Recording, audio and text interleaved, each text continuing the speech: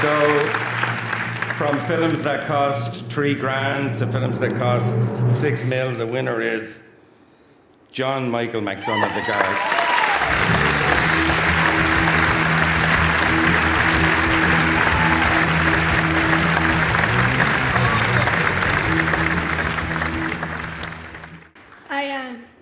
It's a great honour to accept this award on behalf of John McDonagh, and he asked me to say this.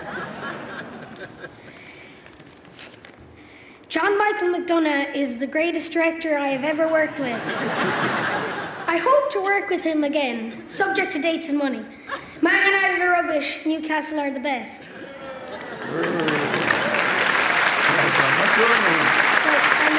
I'd also like to thank my parents, Mike and Marie, and I'd like to thank my grandparents, Peggy Lane, Margaret McGrail, Desmond McGrail, my sister Leisha, my brother Keith and Keenan.